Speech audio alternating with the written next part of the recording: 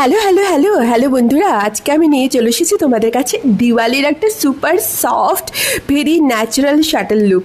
তোমাদের আমার মনে হয় ভীষণ ভালো লাগবে এই লুকটাও। দেখো এত সফট একটা ন্যাচারাল ঘরোয়া লুক কার না ভালো লাগে। আমার মনে হয় তোমরা এটা ট্রাই করে দেখতে পারো, যারা নতুন বউ আছো বা এরকম ধরনের যারা লুক পছন্দ করো তারাও করতে পারো। প্রথমেই আমি রিয়েল মেকআপ বেস সুইস বিউটির এই প্রাইমারটা নিয়ে নিয়েছি। এটা একটা ভীষণ হাইড্রেটিং গ্লোই প্রাইমার, যেটা তোমাকে ইনসাইড থেকে গ্লো প্রোভাইড করে। আর এই বলো তো এই প্রাইমারটা কার কাছে নেই, কোন মেকআপ আর্টিস্টের কাছে নেই? আমি সবার কাছে দেখেছি, এত ভালো লাগে আমার। এরপরে আমার যেহেতু পোর্স আছে, আমি বেনিফিটের সেটা আমি ইউজ করে নিয়েছিলাম পোরের উপরে। এরপরে আমি যেটা ইউজ করলাম সেটা হচ্ছে ফরএভার 52 এর প্যালেটটা, যেটা আর কি এই উইন্টারের টাইমে মানে ভীষণ উপযোগী। সামারে কিন্তু বলবো এটা ইউজ করো না। আমি এখানে পিচ কারেক্টারটা ইউজ করেছি। আমি অরেঞ্জ কারেক্টার আমি পছন্দ করি না ইউজ করে আমার ফেসের যে ডার্ক স্পটগুলো ঢেকে দিয়েছি। এরপরে ফাউন্ডেশনের বেলায় দুটো অপশন আছে, একটা হচ্ছে রিকোডের উইথ টোল দা শো, আর একটা হচ্ছে ফরএভার 52 আলট্রা এইচডি ফাউন্ডেশন।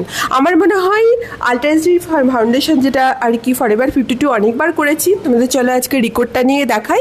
এটা একটা ভীষণ সফট ফাউন্ডেশন, মানে সফট ম্যাট লুক, সেম টাইমে এটা ভীষণভাবে হাইড্রেটিং, মানে তোমার উইন্টারের জন্য পারফেক্ট বলতে পারো। এটা কোনো রকম তোমার স্কিনকে ডিহাইড্রেট করবে না বা ড্রাইনেস দেখাবে না। আমার ফাউন্ডেশনটা বেশ ভালো লেগেছে। তোমরা এটা ডেফিনেটলি উইন্টারে মানে আপকামিং সিজনে ওয়েডিং গেস্ট মেকআপ লুকের সময় তোমরা ডেফিনেটলি এটা ইউজ করো।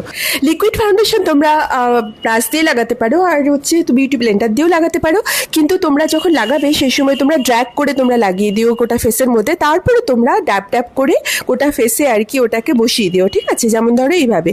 তা কনসিলারের জন্য দুটো অপশন তোমায় দেখালাম, একটা ফরএভার 52 কনসিলার, ক্রায়োলনের রিফিল প্যাক, এটা হচ্ছে পেন স্টিক, শেড হচ্ছে G165। সেটা নিয়ে আমি ক্রায়োলনের ডিটেলস ভিডিও তোমাদের কাছে আমি নিয়ে আসবো। এরপরে আমি ক্রায়োলনের সেটিং পাউডার ইউজ করেছি। তোমরা হাতের চেটোর উপরে একটু রাব করে নিয়ে তারপরে লাগিও, তাহলে কি হবে মানে পাউডার অতিরিক্ত লাগবে না।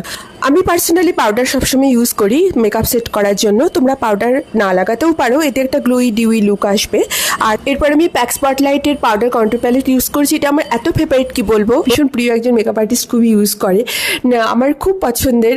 তো আমি এটা খুব টাকা জমিয়ে আমি এটা কিনবো করে আমি ফাইনালি কিনতে পেরেছি এই দুটো প্যালেট। একটা হচ্ছে ব্লাশ প্যালেট, একটা হচ্ছে প্যাকের এই কন্ট্রোল প্যালেট। এই পাউডার কন্ট্রোল প্যালেটেতে অনেকগুলো শেড আছে বলে অনেক ব্রাইট ডে করার সময় মানে যে কোনো স্কিন কালারের তুমি আর কি অপশন পেয়ে যাবে।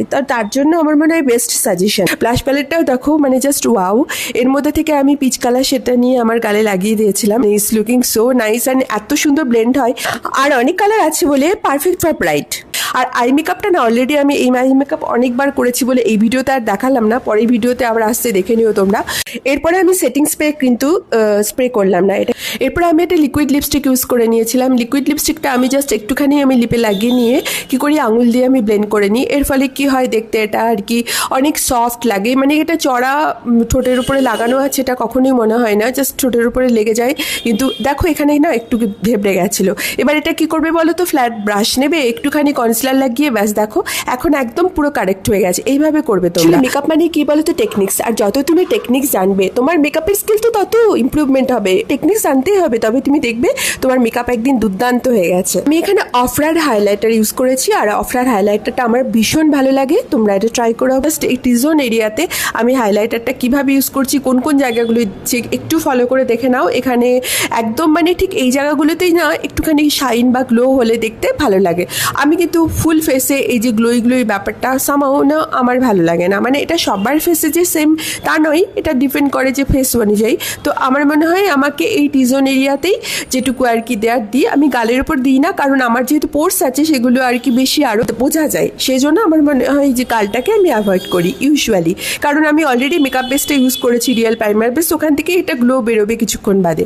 তো যাই হোক, এরপরে আমার মোটামুটি আমার কমপ্লিট হয়ে গেল। আমি আজকে কোনো সেটিং স্প্রে ইউজ করিনি কিন্তু, হ্যাঁ এটা এইভাবেই রেখে দিয়েছিলাম। এটা আমার ফাইনাল লুক বন্ধুরা। তোমাদের যদি ভালো লেগে থাকে please please please subscribe my channel এবং আমার পেজটাকে ফলো করতে ভুলো না। আর আমার ফিউচারে আরও অনেক রেগুলারলি ভিডিও আসতে শুরু করেছে এবং তোমরা প্লিজ আমার চ্যানেলটাকে সাবস্ক্রাইব করো, এনকারেজ করো বন্ধুরা। তোমাদের ভালোবাসা ছাড়া আমি এক পাও এগোতে পারবো না। বাই, আবার দেখা হবে পরের ভিডিও।